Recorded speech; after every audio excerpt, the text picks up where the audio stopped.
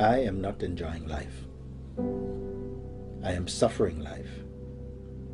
I enjoy some events, but this does not last. And then suffering comes again, and then struggling comes again. I am tired.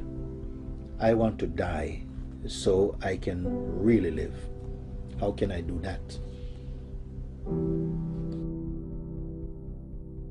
Only when the fear of suffering is entirely removed from you, only when the possibility of suffering taken away from you, you will walk full stride.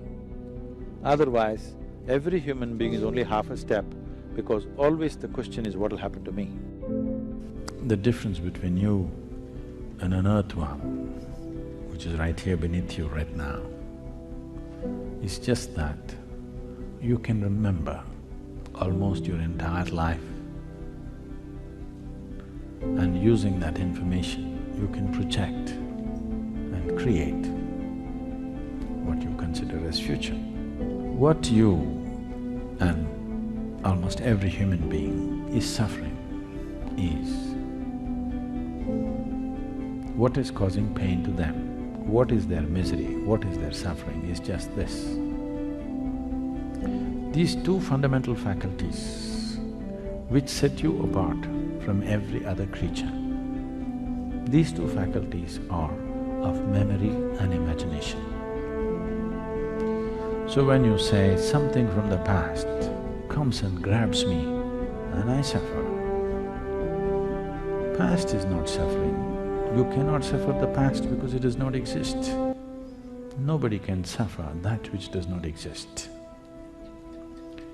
What you're suffering is your faculty of memory. What happened 10 years ago, you can suffer. What may happen day after tomorrow, you can already suffer. This does not mean that you're suffering an yesterday or a tomorrow, that's out of question. What you're suffering is your memory and your imagination. If we take away half your brain, I think you'll do quite fine. What you're asking for is an evolutionary downgrade. If I made you at least a monkey, if not an earthworm, you would be quite happy, kitch, kitch, kitch, kitch, kitch, kitch. Today you got the mango. Yesterday what happened? You're not bothered. So essentially you're asking for an evolutionary downgrade. Tell me how much we need to turn you back, accordingly that much of your brain will have removed. We have doctors in our shop, If we downgrade you in an evolutionary scale, you can't remember what happened yesterday, you have no bother about tomorrow, because you can't imagine what is tomorrow, maybe you will be quite peaceful and happy. But what's the point? You have definitely removed a problem, but you have removed all possibilities. That's a crime. There's a lot of talk these days about, not just talk, actually it's happening, addictions. Many people are addicted to all kinds of things, substances. But one of the greatest addictions, or rather the greatest addiction, you never read about it in the papers, because the people who are addicted to it don't know it. It's the addiction to thinking. It's actually addictive.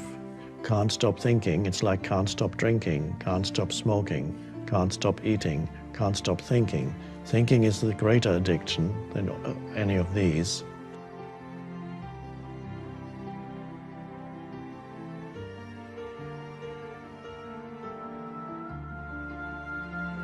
Getting away from the mind is to transcend the thinking mind.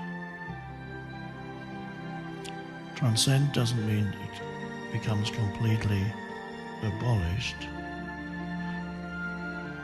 but you discover in yourself a deeper dimension. It's only by discovering that depth in you that you can become free of being the slave to conditioned thinking, the voice in the head that never stops. So we are here to find or deepen that dimension that is in everyone. One could call it a dimension of consciousness that has been pointed to by ancient teachers for thousands of years. The possibility that there is another dimension in you, not something that you need to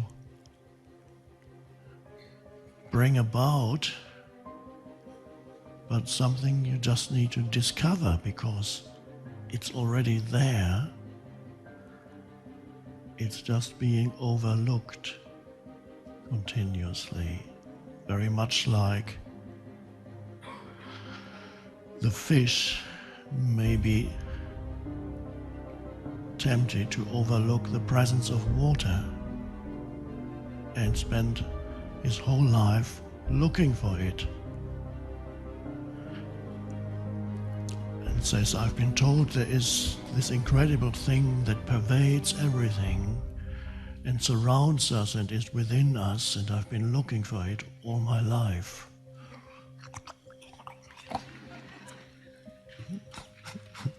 And it's very much the same with what is sometimes called the spiritual dimension of life. It's already here within you, and yet most people haven't found it. Then we must look. Where did samsara begin? You see? Where did samsara begin? I will show you. Where did samsara begin?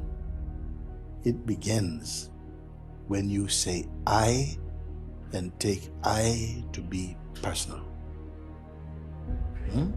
When you say I and you take I to be a person or personal, poof, samsara.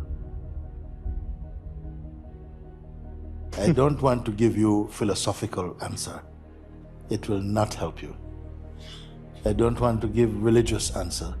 It will not help you. Have to give practical answer. You want to find the end of put an end to something, find out how it began. And then go before the beginning. How does it begin? When you touch I. And the I, because all beings we say I. Naturally, nobody taught you I.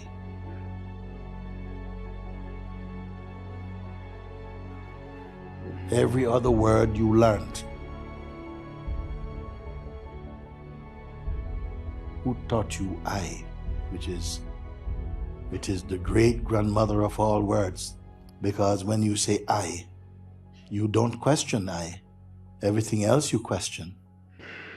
When you say I, and I means me person. I am this person. Samsara begins right there. Samsara means what? The ocean of suffering. Samsara means ocean of suffering. It means when the life is full of delusion, confusion,